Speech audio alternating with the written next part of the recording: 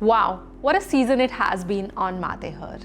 I'm glad to have so many fantastic guests and experts who shared their deep insights about some very useful topics which are must in your journey of parenting.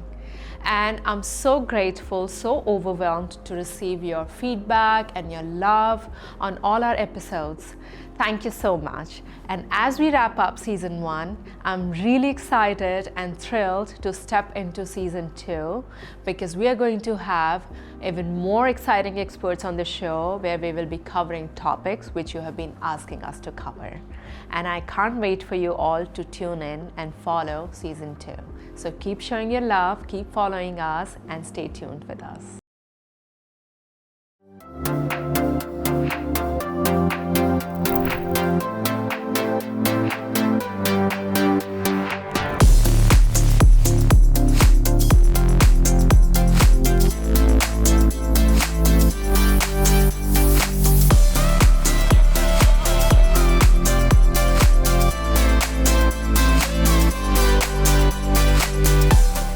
Hello, good afternoon. Thank you so much for joining us. On a Saturday morning, I really appreciate it. You all are aware of Mate. It's a brand which has come from the core of my heart. And over the period of time, we realized that Mate is way beyond than just products. It's about building a community of moms and help them easing the journey of motherhood. And that is the role we wanted to play in the lives of parents who are part of the Mate family. And we have a little Mate member here. So with that thought, last year I started with the podcast we called Maatehood. And on the podcast, we are covering different kinds of topics which are very essential and useful for new moms.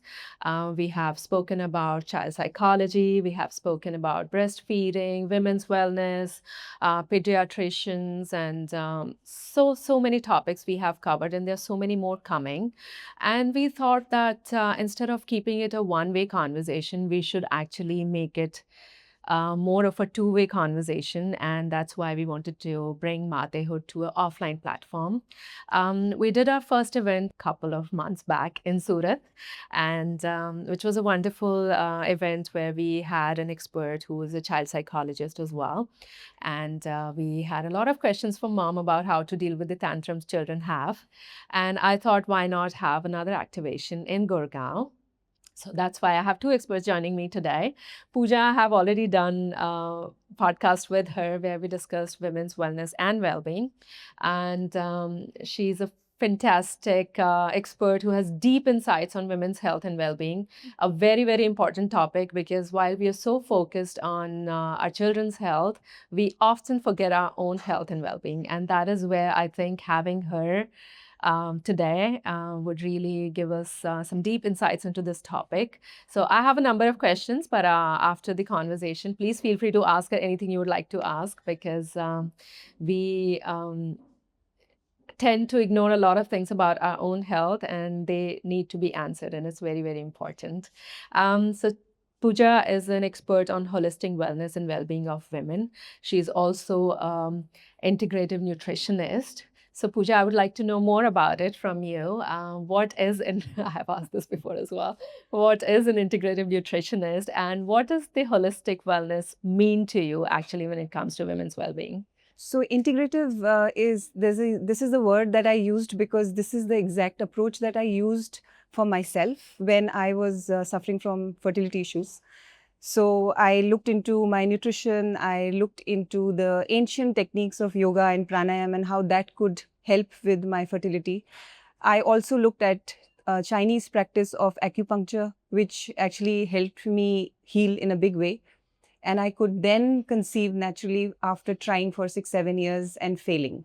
So when I got into women health and I wanted to do this for other women who were running from one doctor to the other, trying to get pregnant and going through IVF and IUI cycles and miscarriages like me. And when I discovered that actually there is so much wisdom that is out there in different fields. You know, there's Chinese medicine, which is telling you a lot about fertility and how to improve it.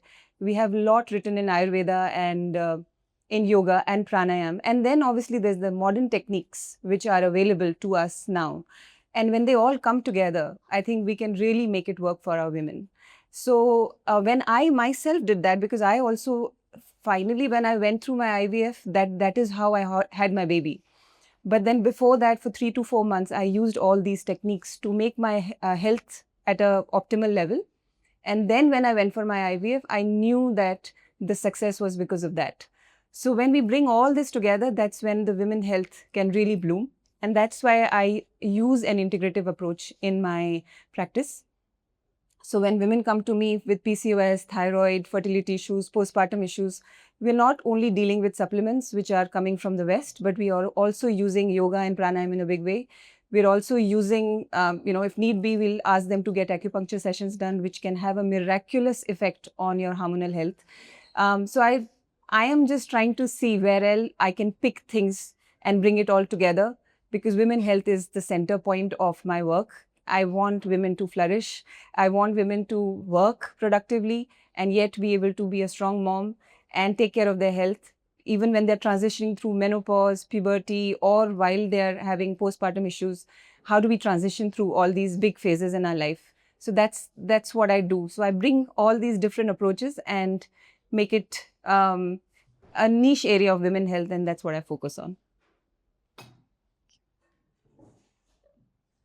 So I would like to begin from the health and well-being of new moms.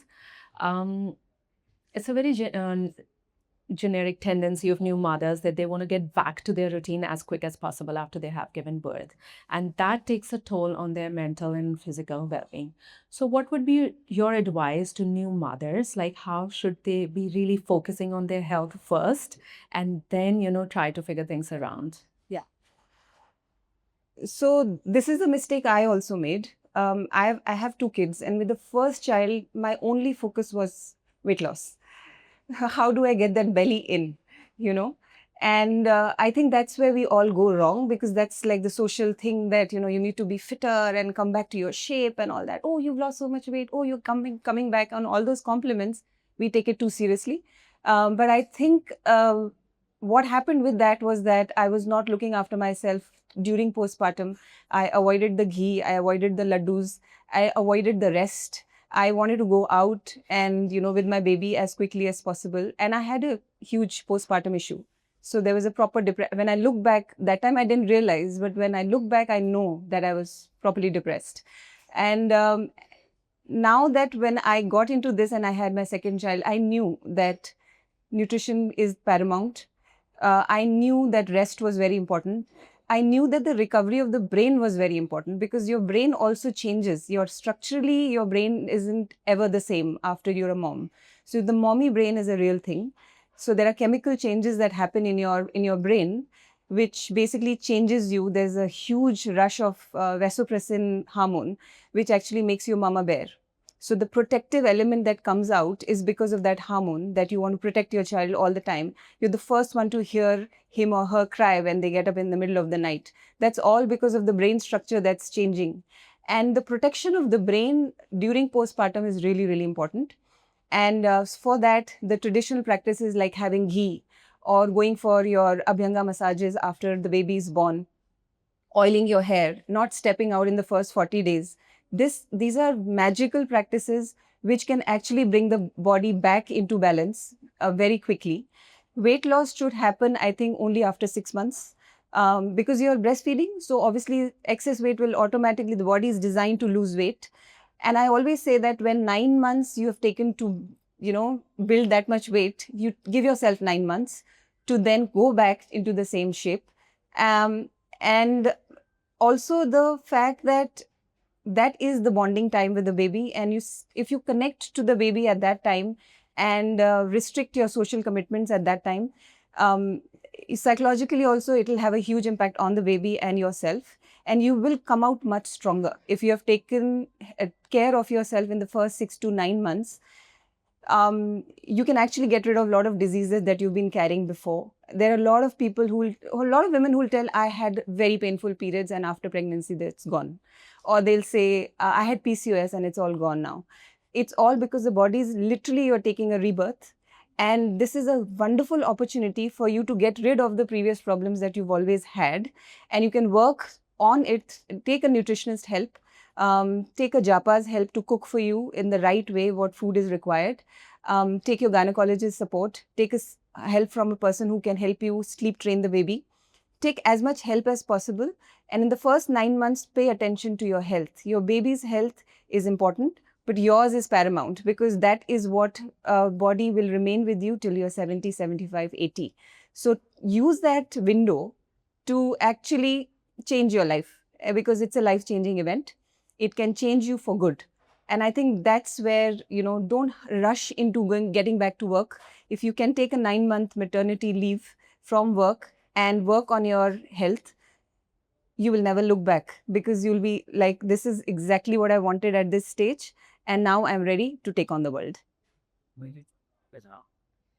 So Pooja, most of us are here in our late 30s or early 40s, and I think that is the time where you notice most of the hormonal changes. Yes. That's a very crucial phase, I would say, in a woman's life when it comes to their health and well-being. Can hormones be balanced just with diet? And if so, what are the must include things in our lifestyle?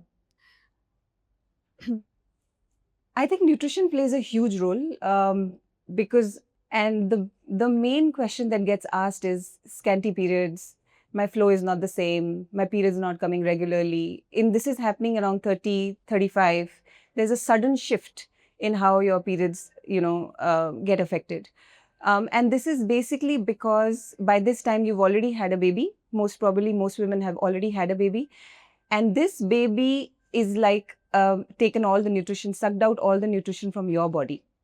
So you are left deficient. And if you do not compensate that with good nutrition and a good lifestyle, then you're always deficient. And in Ayurveda, we say that your reproductive tissue is the last one to get nourished, because body understands that that's a secondary function. I don't really need to focus on reproduction first. Let me get her heart right, her lung right, her other aspects right, which are primarily important for the survival.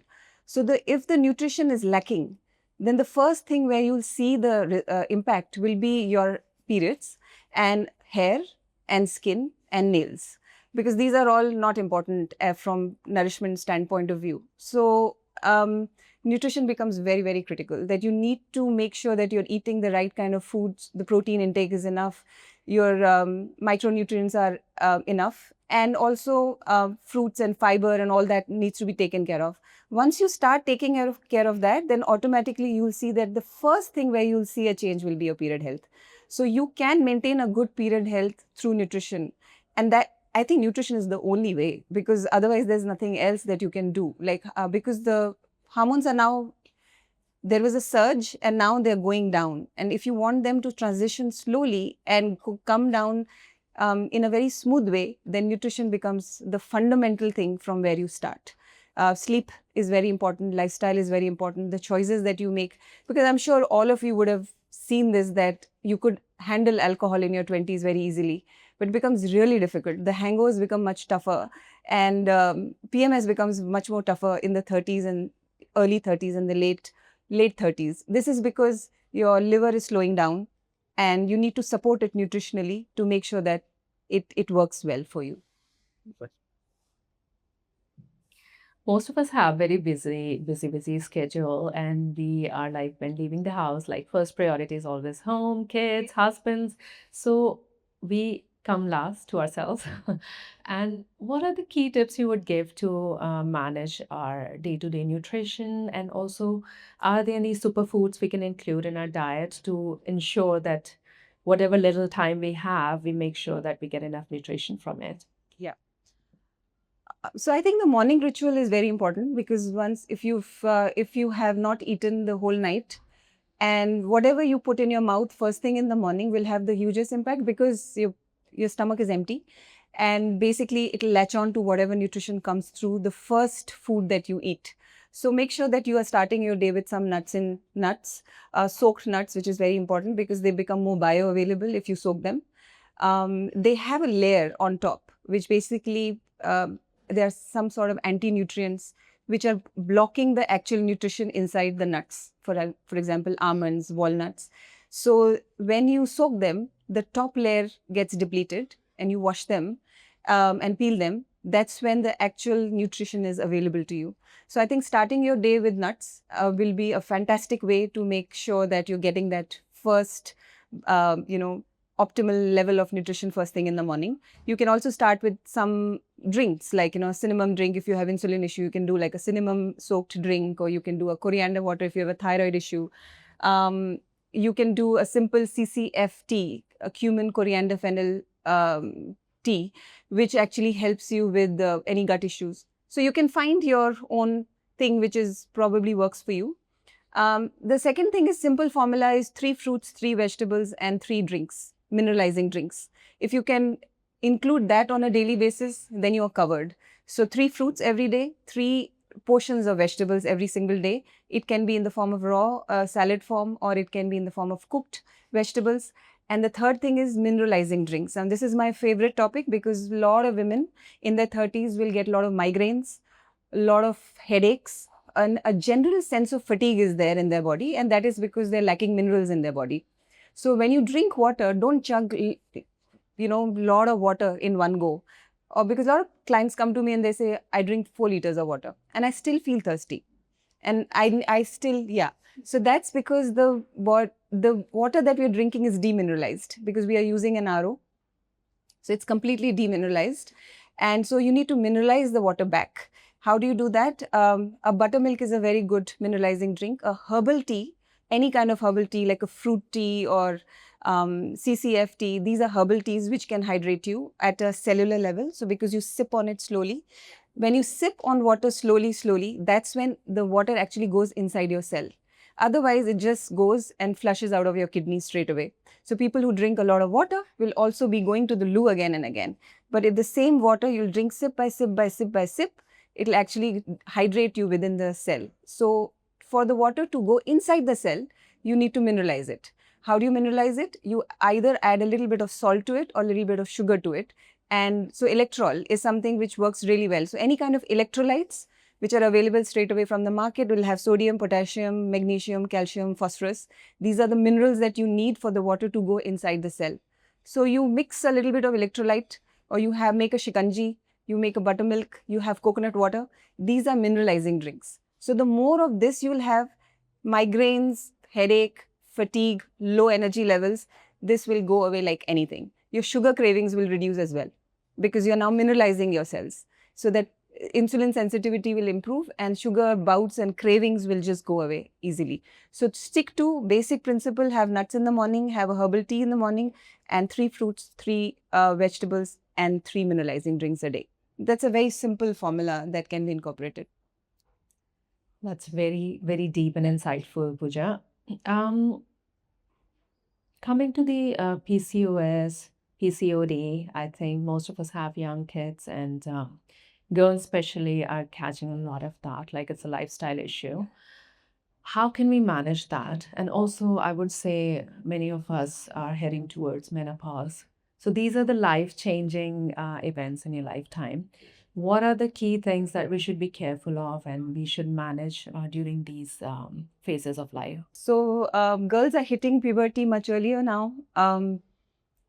Earlier, what used to happen was that the girls would hit puberty around 14. That was an average age of girl hitting puberty. And the brain changes that happen, which are structurally making you a woman, happens around 18.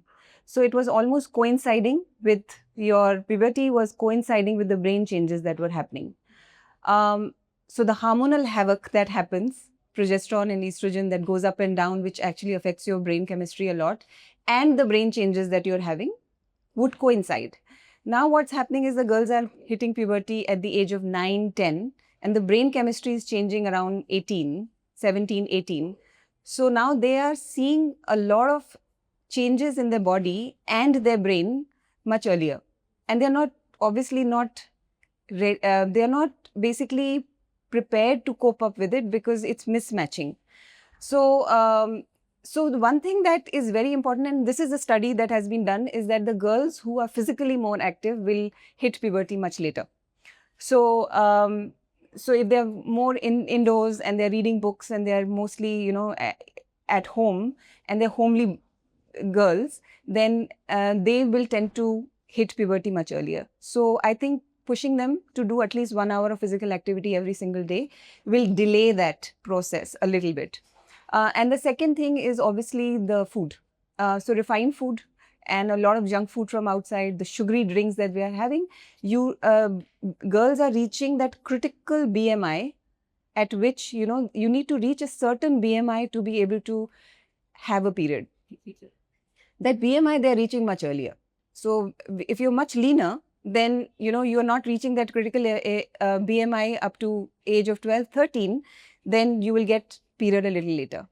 But if you're hitting the BMI around 8, 9, and if you see that your child is putting on a little bit more weight, then try to control their portions. Portion sizes are very important, that how much portion they're eating, how much food they're ordering from outside, how many sugary drinks they are having. Is there too much Maggie going on, or if there is too much, Coke and things like that going on, then try to restrict that, because that will have a huge impact on when they hit puberty.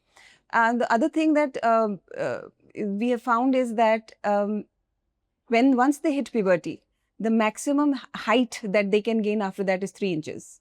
So, so that is also because you want them to grow, taller. So you also want the puberty to actually hit a little later. So physical activity, getting them into sports, and also making sure that the portion sizes are correct. That becomes very, very critical in terms of when they hit puberty. And again, what kind of stuff they're watching, and are they becoming, preteens too quicker? I think, just making them stay like kids, not asking them, because that's the trend that I'm seeing with my 11-year-old, that she's actually asking me to get Liptons and stuff like that. I'm like, that's not happening. That is not going to happen. This can wait for 4 or 5 years. But so I think getting into makeup and all these products, which again, Priyanka is working on it. That this obviously there are a lot of chemicals in that, which which can actually disrupt your estrogen inside your body, and they can actually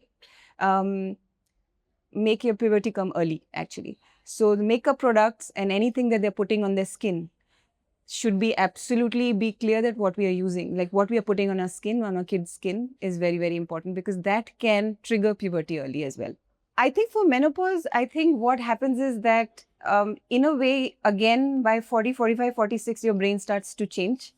So you have 3 main phases in your life when your brain actually structurally changes. One, when you hit your puberty, you become a person of your own. The second time is during pregnancy, postpartum. That's when the brain changes. And the third time the brain changes is during menopause.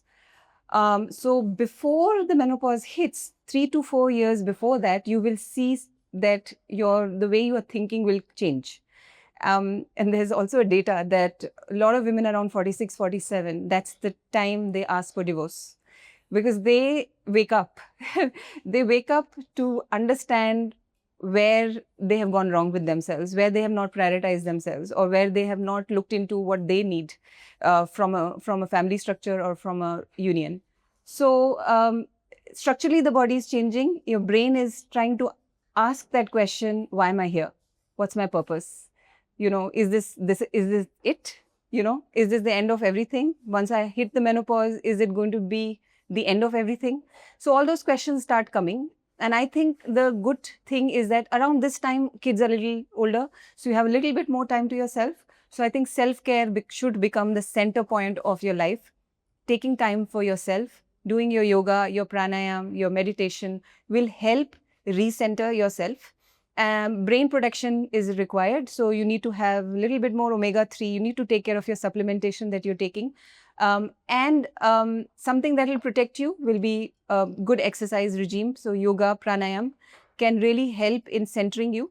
And then the one thing that I really want to say is that menopause is not the end of everything, because it has scientifically been found that after menopause starts the happiest phase of women's life. So it's just a transition, that you're just going through this, it's a curve like that, where you are like, it's going down, and I'm like so depressed, this, that, and everything. And once you go through that, after that, you get into your happiest phase. So take care of yourself during this time. Take care of your bone health, brain health, and breath. I think this is one of the most important, how your breathing impacts everything in physiologically. So do your pranayam, take your omega-3 supplementation, and get your strength training in place so that your bone, brain, and breath is covered. And then you will be good to transition through this and you'll be entering the best phase of your life. Thank you, Pooja. Thank you so much. Anybody has any question, Pooja? What is your view on gluten? Because that's the big enemy these days. Yes. So first of all, you'll have to ask that question to yourself: that is gluten sitting well with me? Am I okay? I've been eating chapati for so long. I know it. I can handle it. Then just eat it. It's fine. It's not a problem. It's only for people who have allergies, people who are not able to handle it. They feel absolutely bloated after eating gluten. Then they should avoid, because your stomach is telling you, I can't handle it. The second thing is timing of the day is important as well.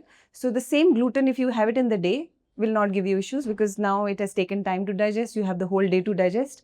The same gluten, if you eat in the night, you might not be able to digest it. So changing the timing can really make a huge difference. So if you want to do gluten, do it in the day, never in the night. Do more rice-based meals in the night, and that will keep your stomach happy. But it's not an enemy. We've eaten it for many, many years. So use your instinct. If it works well with you, please go ahead.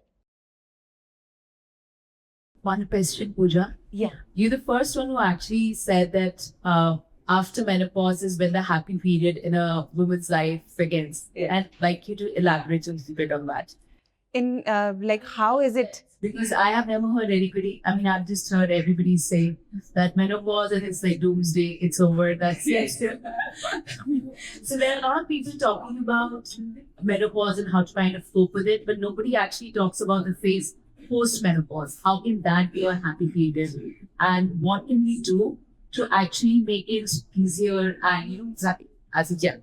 Yeah, I think that's exactly what I was saying, that it looks like a doomsday because it's like that. Your hormones are like fading like this, and you're almost reaching that low point in your life, which coincides with menopause. But then as you continue, it goes up from there. So what we feel is that everybody talks about that low point that comes in your life, which is like, oh, I went through depression, I went through so much night sweats, hot flashes, there's forgetfulness, I can't think anything properly, there's a brain fog and this and that. But nobody, I don't think so. We've spoken to women who've gone through that and then gone through that and are in their 60s, how they feel about it. We are only talking to women who are going through it at that time because they're very vocal about it. So I think the transition is again like those 3 points: puberty, pregnancy, post-pregnancy care, and menopausal care. I think becomes the 3 critical points at which you need to buckle yourself up and say, I need to take care of myself, because these will basically define how my brain is going to function when I'm 75. Whether I'll have Alzheimer, whether I'll have forgetfulness or not at the age of 75, 80 will get determined by how I'm taking care of myself during the menopausal years. So your supplementation, your nutrition, your exercise, your yoga, your pranayam, your sleep becomes critical during this phase, because you know that it's only going to last only 3-4 years. After that, once you're out of it, you'll be in a very good space. So take care of yourself during that time. Don't rush into it. Again, weight gain is another thing that people get really worried about. High cholesterol.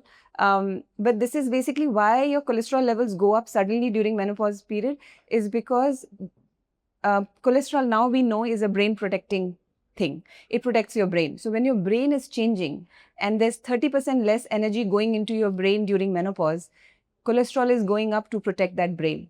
So don't use statins to reduce your cholesterol levels. It's actually there for a reason. But make sure that during the transition period, every single day you're exercising. You're hitting the gym. And you're making sure that your bone strength is in place and you're eating the right kind of food. There is no compromise on that happening. There is no compromise happening on sleep.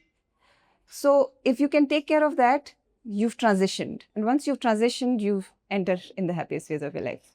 What do you think? Another question. Protein.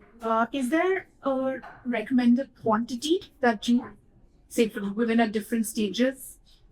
Again, 80% rule, which is basically what is your weight? 80% of that is the protein requirement by the body.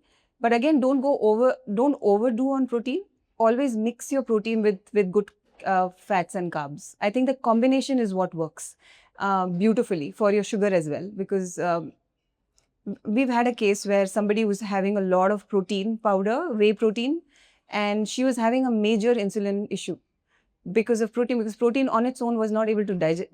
She was not able to digest it, and it was giving her insulin spikes, which is against what we think, that carbs are the ones which are giving you insulin and sugar spikes. But it was the other way around. It was the protein which was giving her the sugar spike.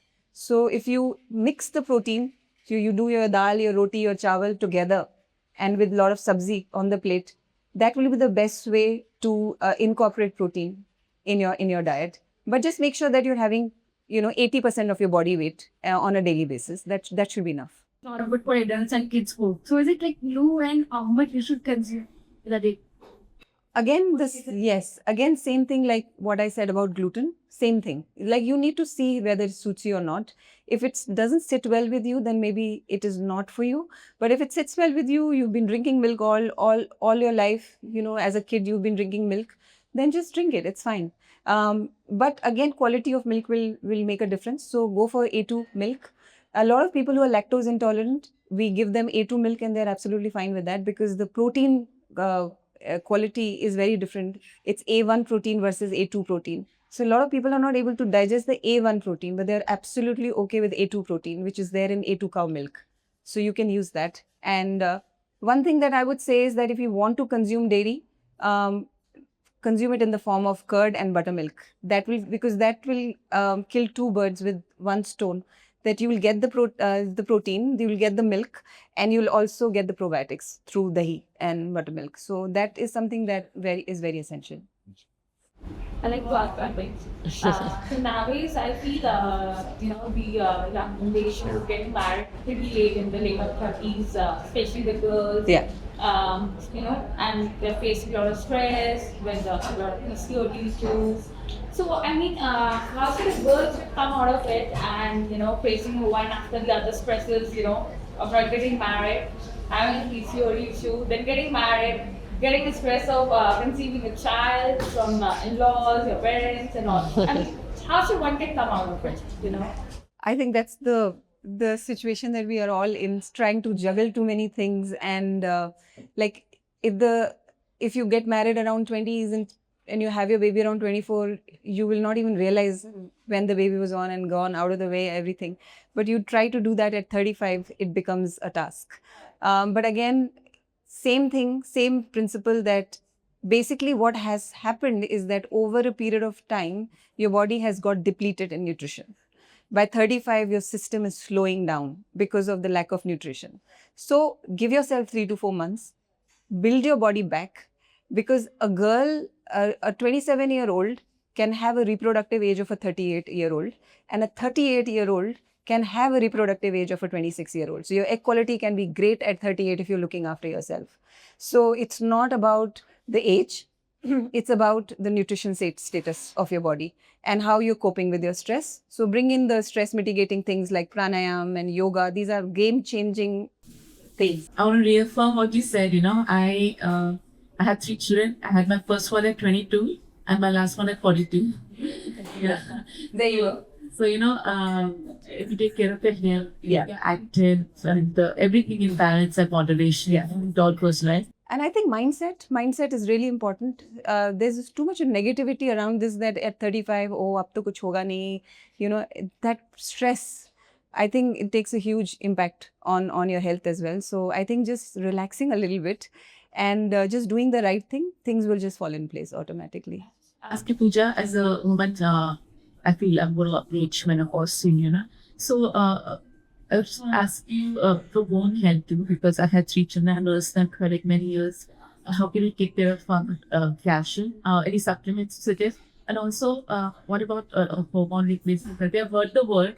I don't know what it means. And is it for everyone or selective living? So only some. So hormone replacement therapy, HRT, is something which I think one should take only when there are severe issues, like, you just can't, on a daily basis, can't cope. There's a depression which has kicked in, And sometimes depression doesn't get diagnosed because of menopause, but they think that it's because of other factors, and then they actually refer you to a psychiatrist, but actually you should be referred to a gynecologist for an HRT.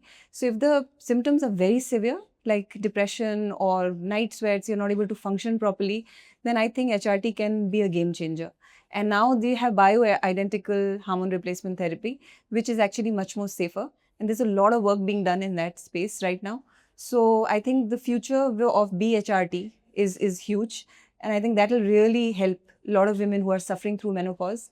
But if you want to do it naturally, that also is possible. So naturally, how would you do it? You would actually, like I said, make sure that your bone strength is good. So when you're training, along with that, you make sure that you're taking vitamin A, D, E, K. These are the 4 fat-soluble vitamins which are important, along with magnesium and iron. If you take care of all that, then through a good supplementation. Thank you so much, Pooja. I think these are the things which most of us might be aware of, but we often do not talk about it. So I'm so happy that we are having this conversation. And next, I have Sukriti with me. Sukriti is a child psychologist. She's having very deep insights into how your brain actually works and how can you take care of your mental health and mental well-being. We covered the physical part of it, but I think the mental health is equally important. So I have Sukriti here today to help us gain some insights into women's brains and children's brains. So Sukriti, please tell me a little bit more about what you do, and then we can get into the questions. Hello. Hi. So my name is Sukriti. I am actually a clinical psychologist, but I work with kids and women and families. Primarily, our focus at our clinic is to provide a space where a lot of what we're dealing with within our normal spectrum of life, which causes small micro levels of stress, and then it adds up into certain issues that very often we will not deal with in the course of our lives, we can find a way to start providing support to parents, to moms, to kids at the preventative level so that they can start building a toolbox for themselves to cope with a lot of issues, a lot of stressors, a lot of turbulences that they will be coming into contact with at different phases in their life. So that's the aim. The aim is to make mental health more accessible and more bite-sized. It doesn't have to be something that has to reach a point of dysfunction before you go ahead and seek that help, get that start building that toolkit for yourself. It is as simple as you would do for anything else, whether it is your physical health, whether it is your fitness, or it is your mental fitness. You slowly and gradually develop the strength to be able to deal with the times when it's going to get hard. And that's mainly our goal when we do, counseling at Wabi Sabi. Yeah.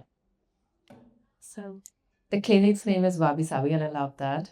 Uh, Sukriti, we talk a lot about how to handle kids' tantrums, their behaviors, and everything else. But first, I want to really talk about how women can actually prioritize their own mental health, because everything around them, as we just heard, can take a deep, deep toll on them, and it becomes very hard to actually control our emotions and deal with it on a day-to-day basis. So, how moms can actually prioritize their mental health? I think the first and most important thing for moms to prioritize their mental health is for them to start, sort of reframing the way they consider, how they relate to themselves versus their child. Very often it's hard for us to prioritize ourselves because we think that our primary role is a caregiver or a parent. So it is our job, it is our duty to put their needs over and above everything else that we might need. So it's an automatic process where sidelining your needs happens automatically. And if you have ever put your need ahead of the most micro need that your child might have in that moment, there'll be an automatic guilt pattern that comes in its place. So the first thing you actually need to do is change the narrative around how you view yourself. You are the provider of that care, comfort, and support for your child, if you are not prioritizing your own mental health, you are shortchanging your child in that process also. So it's not a me versus them problem here, it's a me and them. And the moment it's a me and them issue, then your ability to prioritize yourself increases, because the time you're taking out yourself is not just for yourself, it is for yourself, your balance, which is then going to directly impact how you're able to be a caregiver for your child. So it's like the concept of, very often we hear this anytime we take a flight. You first always put your own oxygen mask on before you help the person sitting next to you. Because if you're in a debilitated state, you can't do anything for your child. You would never put your child into a stroller which had one wobbly wheel. You first fix the wheel and then you use that to provide the care for your child. You're that stroller. You want to make sure you're taking out the time to service that vehicle that is you, and make sure you are fully equipped to move forward. That, I think, would be the first and most important thing that moms need to start doing when it comes to prioritizing their mental health. See, absolutely. And I think mom guilt is a very common thing. It's very hard to come out of it. It remains, it's there to remain. It is, it is. And so Sukriti, when I talk about children's mental well-being, see, there are different phases they go through. When it comes to toddlers, I think it's a completely different ballgame. What I recently figured during one of my chats with a child psychology expert, that they just do not have emotional regulators and they do not have enough cognitive thinking that they can really understand what you're trying to explain.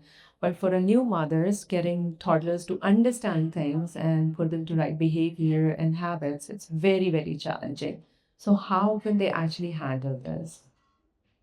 Okay, so this is a bit of a complex issue, because what you're dealing with when you're dealing with toddlers is not just the toddler, you're dealing with your expectations from the toddler. You're also dealing with your own expectations from yourself, being the parent who can handle this problem completely.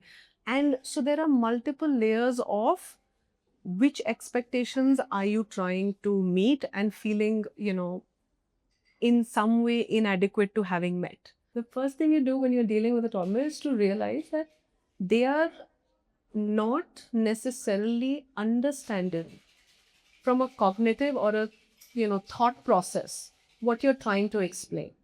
Their brains are still developing. They don't have the same reasoning abilities.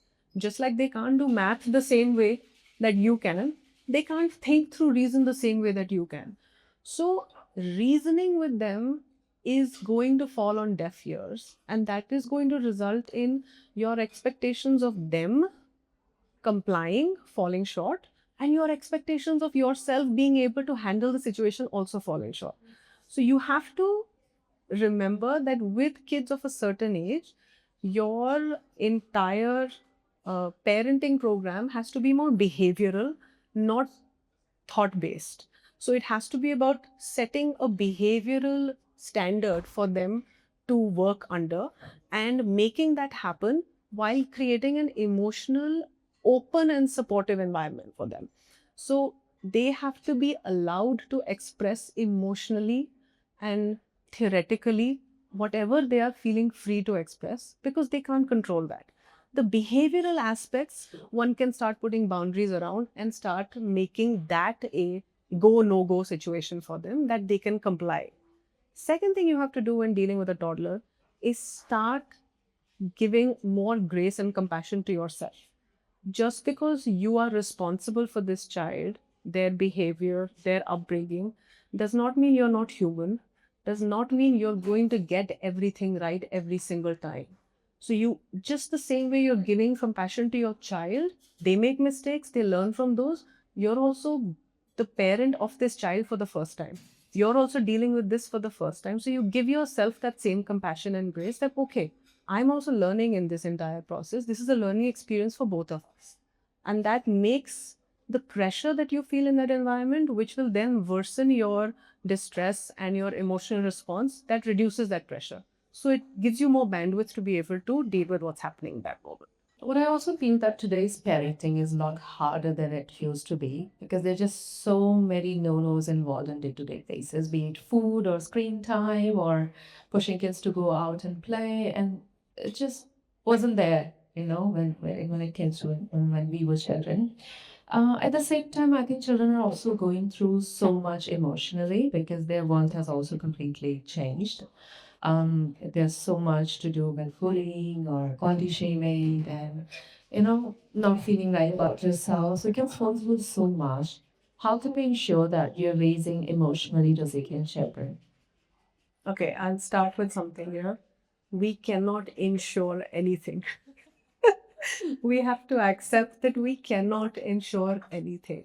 This need for creating a perfect child, being a perfect mom, being a perfect woman, we cannot ensure anything. A lot of the no's and do's that are coming up nowadays is because we're trying to control as much as we can to ensure success in whatever aspect and in whatever way that you define success.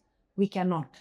We have to accept that we only have control over maybe at best 50% of what's happening in our child's life, in our own life as a parent, which means you go back to a situation where you do your best and you let the rest happen, and then you work on a, instead of a preventative or like I will set it up in a manner it'll happen perfectly, you work on a whatever is thrown my way and work with that. So it's a ad hoc parenting setup as opposed to a preset, what do you call mold where you're trying to fit your child or yourself as a parent. Now, what I very often talk to parents about is in the process of trying to create a perfect childhood, create a perfectly happy child, be a perfect mom, what we are forgetting is what your child really needs. And what you really need is to just be a good enough parent. That's it. You don't need to be a perfect parent. You need to be a good enough parent. You need to provide enough for them to be safe and then let them handle the rest on their own, which means there will be issues in terms of what they are facing and all of the challenges that they are experiencing, which we probably did experience in our time. But that doesn't mean that we have to find the solution for everything for them. We have to let them stew in some level of distress in order for them to build that resilience for themselves. If we solve all of their problems, we are depriving them of the ability to build the muscles to solve their own problems. And if they don't solve the smaller problems, then how will they eventually solve the other ones that come at a later stage? That need, when we let go of that control, we give ourselves a little bit more distress because we are letting our kids stew in some amount of distress.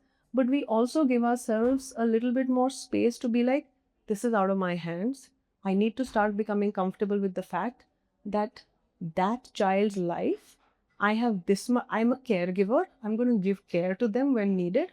And then there are individuals that's going to have a different life, which will not be something that I can fully, map out for them. And as and when something happens, then they can kind of come back to me and I will do my best at that time. Doing your best versus doing it all is the concept that you have to start, changing in your mind, where I will always try and do my best. But that does not mean I will do it all. Like that, and that is, I think that helps a lot when it comes to kids. Now I see that my daughter, she's leading to pretty much the teenage. I mean, still a few years to go, but I think children these days start behaving like teens much earlier. Um, there's one core focus somebody said to me, like, as children grow up, just focus on one thing, save the relationship. And being a mother and daughter, I think that's a very tricky situation. It becomes very tricky situation. So how as we parents can focus on building a solid relationship with children, because it is also becoming very challenging. So interestingly, this is not particularly different um, within like a parent-child relationship and other relationships that we are life. Open communication is the key to everything. When it comes to your child, very often, I've said this and I've heard this a lot. Talk to your kids. Keep that communication line open. Talk to your kids. Keep them in a manner where they feel comfortable talking to you. But talking to your kids is very different from listening to your kids. You have to start listening to your kids. You have to start creating space for them to be able to tell you anything and everything, not just the important stuff, because they will not trust you with the important stuff in the beginning. Anything and everything that they feel like saying, knowing that they are not going to receive opinions, judgments, or solutions from you. They're just going to receive space to be able to express and communicate what they want without ignorance or overbearance. And if you can reach a point where you are the person that your child wants to talk to and not someone else, then you've reached a point where they are comfortable sharing the good, bad, boring, ugly, everything, and they know that you're there, you listen, but you will not necessarily intervene unless they ask. So the first part is listen to your kids, not necessarily talk to them. The second part is it is very important for our kids to know that we are also human, we also have emotions, we also have ups and downs. None of that stops us from being their parent who loves them and supports them in our best way possible. So, you'll having an argument with your child is inevitable. You can't always be their friend. You have to draw boundaries. You have to kind of create structure. So there are going to be arguments. Plus, you have, as a person, you have other things in your life. You can be stressed out about something. Emotions can come out in very distressing manners for you and for them. They need to know it's okay for you to express emotions. And just because the emotion they're expressing is unpleasant or distressing does not mean the love that you give for them and the support that you give for them is in any way conditional to that emotional state. Emotions are a state effect. Love and support for your child is a constant. And this is not something that we necessarily tell them. We don't tell them love is conditional. If we are feeling disappointed in you, then we don't love you. But it's usually an assumption they sometimes make in their minds. So verbalizing that love and support is unconditional and constant, despite the fact that right now I am angry with you. I can be angry with you right now and still love you. And that's fine. That gives them a sense of constance and a sense of support in the fact that there is a state of variability in my mom's emotions, just like there is in mine. That doesn't change the underlying fact that she's always there for me. And that means even if you're going through a rough patch in your, relationship, so to say, if they need you, they will still come to you. Thank you so much, Sukriti. Anybody has any question for Sukriti? Yeah, I'm audible. Thank you, Sukriti. That was really informative. So I'm coming from a more broader perspective where, I would request you to throw some light on this. There is so much involvement of psychologists and how we are dealing with children in general. I think parenting has become so much more complicated and so much more technical, right? I mean, overall, even when my kids started to write, they were taught how to hold the pencil, which angle the paper was supposed to be at, and then I held my pencil and I was like, nobody taught me this, but that's exactly how I hold it, right? So I'm just trying to understand that, do you think the previous generation, where, there was not so much psychology involved, and, if your parent was angry, they were angry. And all of us were dying when they were angry, and we would do anything to make it right. You know what I mean? It was just that they were angry. We didn't question if their love was lesser. We knew they were angry and dad was angry and that was really upsetting. Or, mom would give you that look and you wanted her to normalize with you. Vis-a-vis now we are thinking through so many things. So just two things around it. Do you think our generation who were brought up without these rules, like a lot of us, are actually messed up? I mean, do you have a lot of us coming to you and we've got mental problems the way we've been brought up? And secondly, the way we are bringing up our kids, right? And mine are much older now, so I'm almost through this. They're almost 17 and 20. So I've kind of struggled and found my ways around it. Do you think we are cushioning them far too much? because what I saw with my kids, because my older one's now in college, when she was in junior school, everyone was a winner. Everyone was participating. Everyone was getting a participation certificate. And then they came to senior school, and then there were board exams, and then everybody was not a winner. There was a winner, there was a class topper who was getting a certificate, and then there was somebody who was not making it. And then came college admissions, and the cream went to the cream colleges, and so the differentiator came, right? So that's why I think the whole balance is completely off, because from everyone's a winner to now you have this one's gone to Harvard as a winner, and this one's not even being able to get into like a college in US, and now she's not a winner, but she has not. But we have taught them that they're all winners, right? So two perspectives. So first question: do you think a lot of us grew up messed up, and how do you think about this whole cushioning that we provide to the kids? Thank you. Thank you for that question. I can spend an hour answering that, but I will try not to. So, when it comes to, do you think we're all messed up, right? I'll take it to all. I'll take it to all.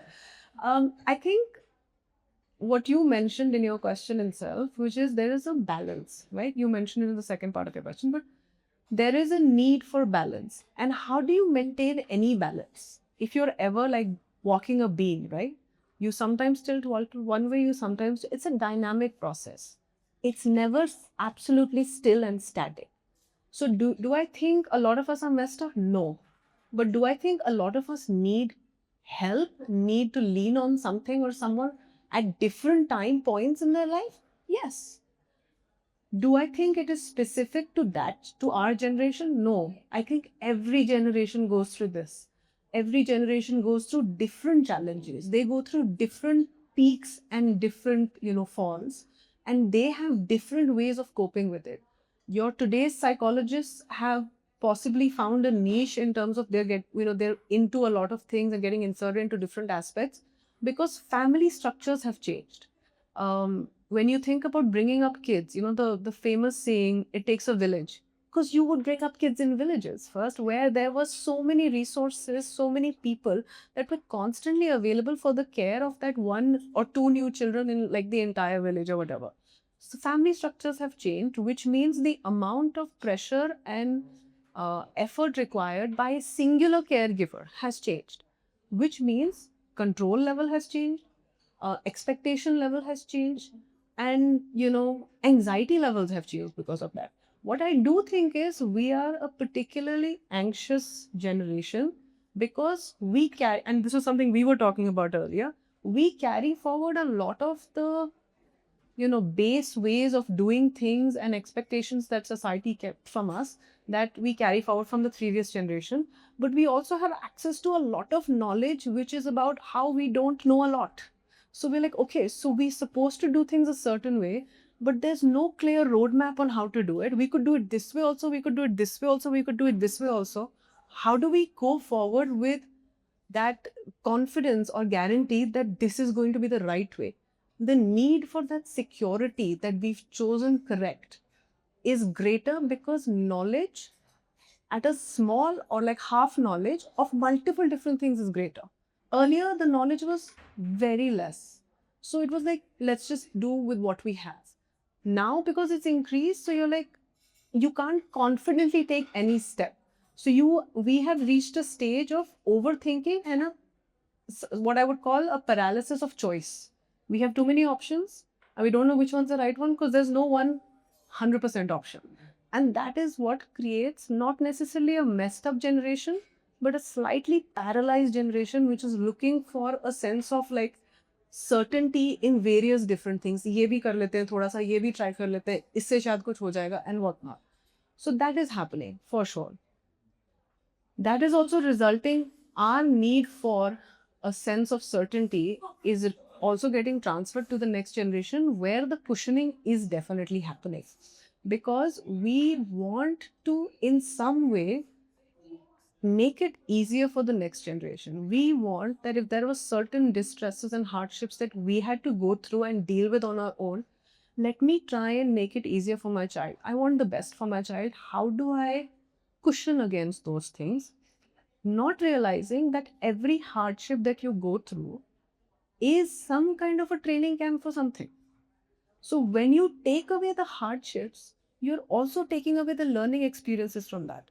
When you take away the failures or the mistakes or the falls, you're taking away the rebalancing, the growing of resilience and grit that comes from that.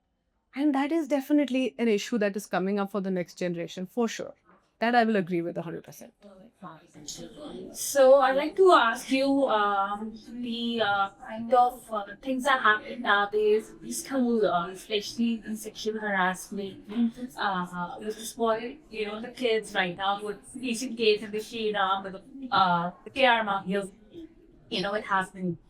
So, how to keep that the surroundings of the kids, obviously because they observe either your kid is 4 years, 5 years, 7 years, whatever, But the mental phobia right now they're going through with it, the fear of mind, it tends around your atmosphere at home, to the parents, to the kids, How do you get them out of it and it becomes very difficult for the parents, especially, to make your child understand about it, uh, by not, because the kid is like, stop going to school at that moment, that's is what happened with my friend or, my other classmates.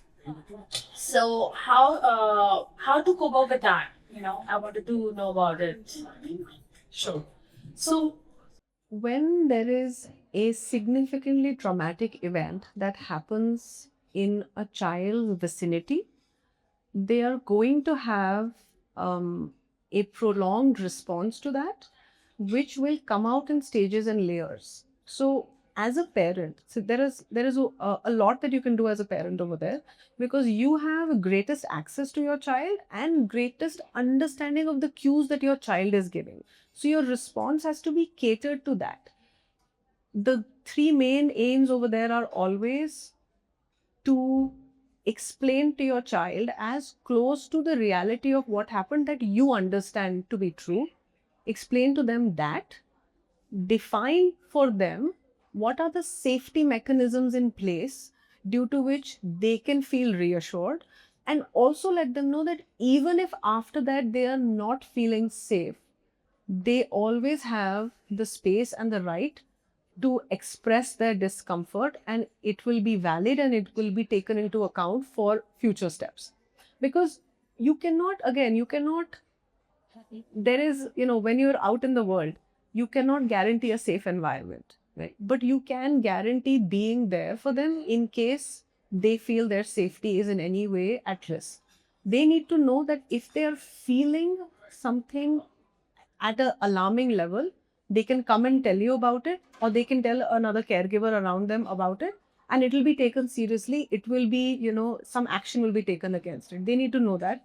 They also need to know it's normal to feel that fear. It's normal to feel the distress and discomfort they are feeling because of being in a situation which is in some way dangerous for them. And there is some risk attached over there. And if something like that has happened, keeping that open channel of communication with them, validating their emotions and feelings, no matter how unpleasant and how long they last, and giving them as much information as they are willing to absorb, obviously in a curated fashion. You as a parent will decide what for your child is okay. Like, I have parents who are comfortable talking about the entire reproductive cycle with their daughters when they're 5 years old or 4 years old, and I have parents whose kids are 13 and they're like, "Nahin, not yet."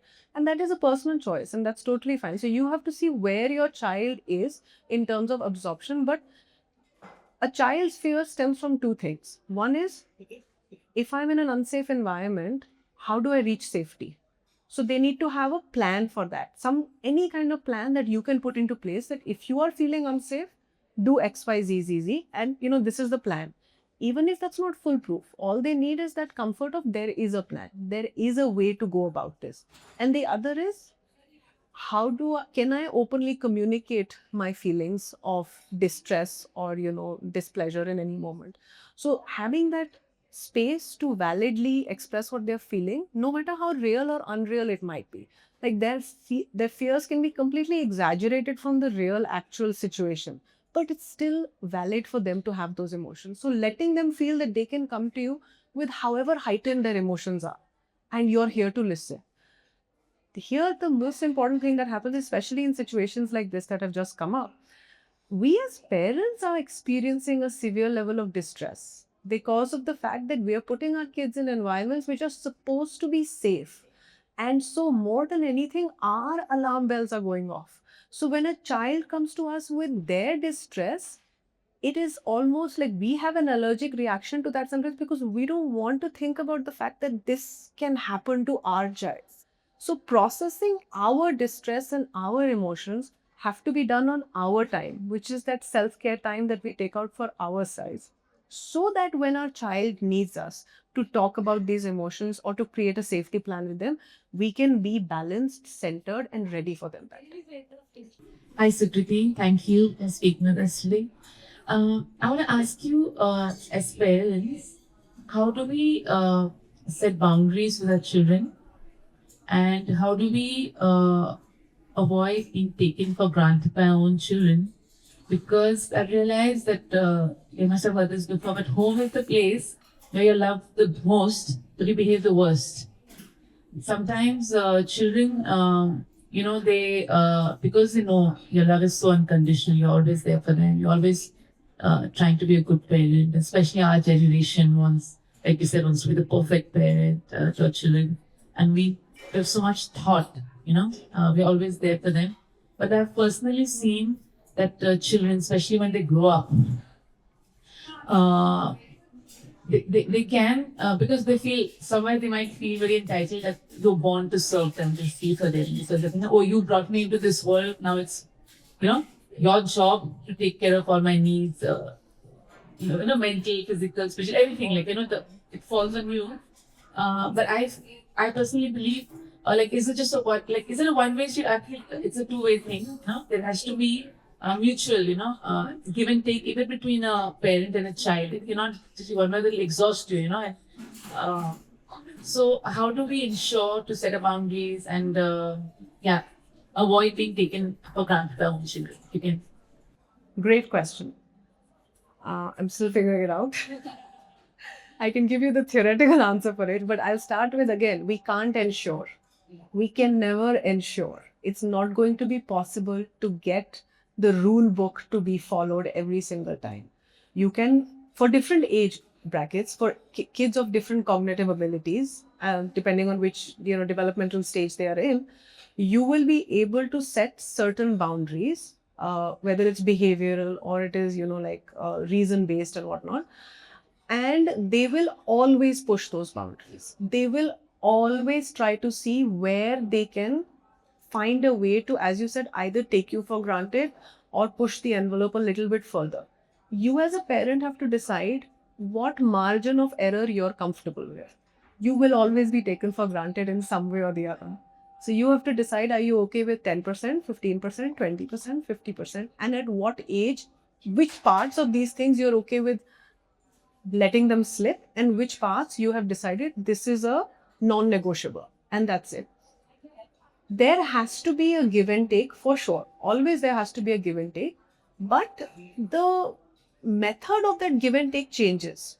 So when your child is following any boundary that you have set, that in itself is their give, because they are respecting a boundary that you have set. So taking care of the parent starts coming in, and becoming a more mutual relationship starts coming in once they have reached psychological maturity, which unfortunately recent data says you don't reach it till 22 years away. So it's, as long as they're kids, they haven't reached it yet. But yes, around 22, 24 is when they have now started reaching a psychological mature age.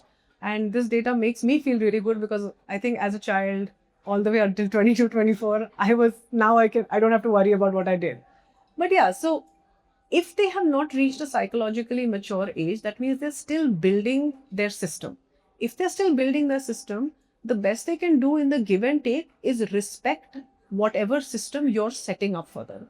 Most of it will be behavioral, because from an emotional perspective, they will have regulatory issues on that all the way until like 18, 19 for sure.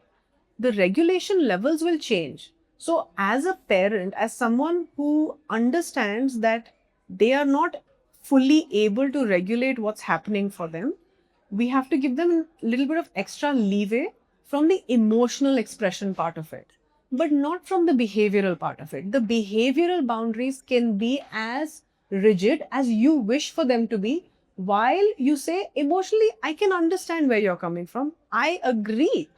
It is a very unjust situation. But this is it now. This is all I can do for you now is agree to this. This part is non-negotiable. We still have to go ahead and stick to this. You don't have to dismiss their experience in order for them to follow the boundary. The boundaries can be separate and detached from the experience that they're having of having to be in that boundary.